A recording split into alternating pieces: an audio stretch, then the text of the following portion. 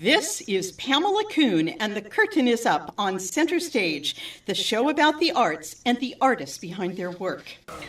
Matt Mikkelsen is an actor, screenwriter, and filmmaker.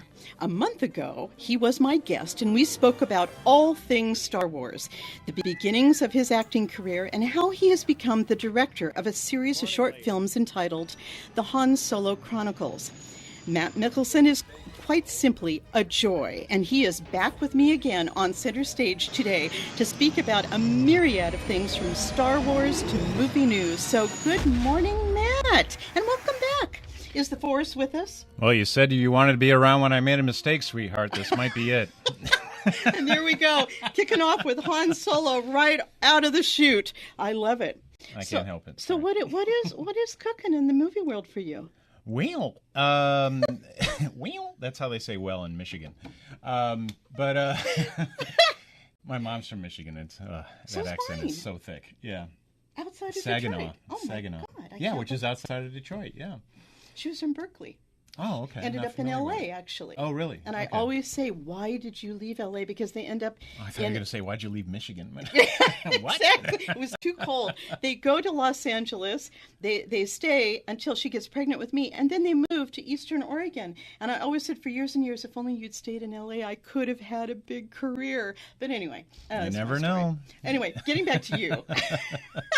Yes, getting back to me. What's cooking? The last time we talked, you were heavy into your Han Solo Chronicles, which I'm so excited about. So what's happened? Well, my video effects artist that I told you called me and told me how terrible my special effects were, that jumped on board to help me fix it. He had to take a hiatus from working on the Han Solo Chronicles for about a year because he was busy moving and trying to satisfy a bunch of clients, and so he was super busy because he works on it in between jobs because he's doing it out of his own pocket. Wow. I try to send him a few bucks here and there, but he's kind of like, dude, what are you giving me money for? I'm doing this because I love this, so cut it out. Now he is the man, if I recall from our first time around, he was the one who contacted you, and said your visual effects really stink. Yeah, and he's like, I love your story, but your effects got to go. I love it. But he recently resurfaced and found some time to start working on it again, and he has sent me some shots of in the movie when we approach Cloud City, because the ship broke down again, of course, and easily sabotaged for some reason. And we're going to see Lando to see if he could help us out. And so he recently sent me some shots of that approach, and they are just spectacular. That's wonderful. And I'm just floored when he sends me stuff because I'm like, I can't believe this is going to be in my thing. So and there you are, right there on a plate for you. He's just offered to do this. Yeah, and when we screen this, I mean, I know everyone else's jaw is going to be on the floor and they're going to enjoy it, because a lot of times when you try to share your fan film with a bunch of other fans, they kind of gotta gulp down the hard cheese of the special effects not being very believable, or sometimes the story is just not there. But it's Star Wars, so you get along with it. But sometimes I would much rather have a very good story and terrible special effects. But this way I get both.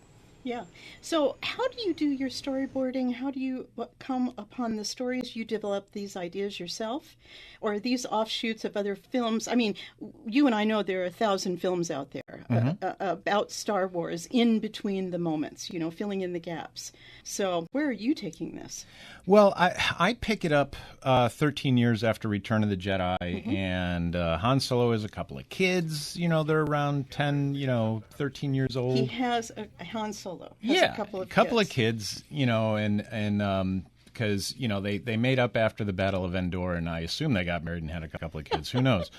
But that makes sense, right? And so they're hopping around the galaxy on mercy missions and trying to fix a lot of the places that the Empire pillaged, and basically doing humanitarian work.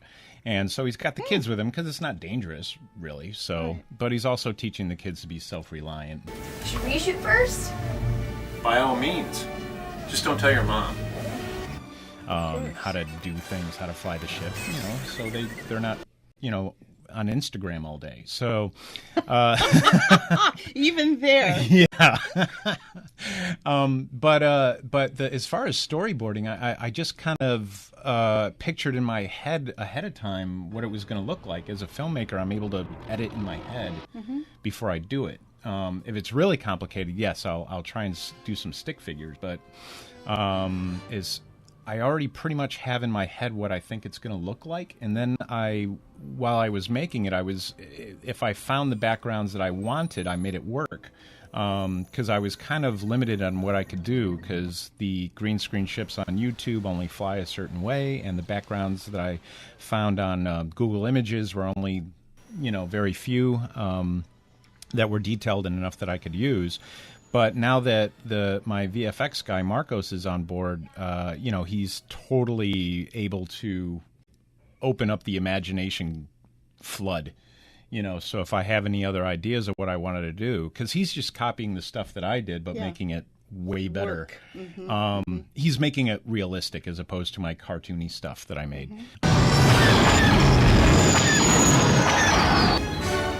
We're in trouble. What do you mean we're in trouble? I think we got them burn out their guns.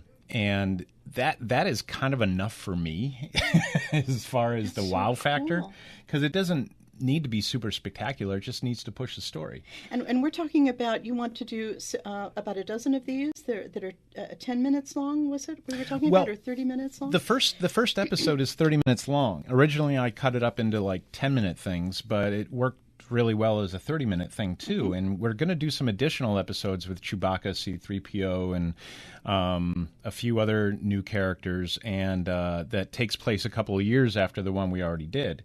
And it's just further adventures, and I figure we could do little 5-10-minute little bits, because I have a whole new storyline that we could follow that, once again, makes sense in the Star Wars universe, because I don't want to do anything that's going to be just silly. Yeah. Yeah. So that kind of brings me to, let's go out the track here a little bit. Sure. Let's talk about The Last Jedi. Can we talk about Rian Johnson and his vision, which maybe most of the Star Wars people out there feel that really went off the rails. I've heard there's even a campaign to try and raise money to refilm the ending, because no one wants to see Luke Skywalker die. Yeah. And, I mean, the guy was kind of given free rein as far as what he wanted to do, and so he did something completely off the reservation, I guess, and didn't really follow the storyline he was given. Also, there's this whole thing that they want to experiment and try new things, and with this established universe that people find so dear. It's not, this isn't Escape from New York or just some weird little, cult film. This is Star Wars. This is the huge myth. This is Joseph like a religion. Campbell based. We talked about that the first time around, and how dear this is to all of us, and how uplifted we all are. Yeah. And we're looking for a huge emotional experience and a real life experience in these films. It really is not just a movie. That's right. Considering how it opened and what it was at the time, and how it brought so many people hope all over the world from different cultures, because it spoke to everybody. So it's not just a movie. It's right. It's a movement. It is a movement, but it also gives the fact that people want to dress up like the characters and make their kids dress up like the characters, and then go to conventions where other people dress up like the characters.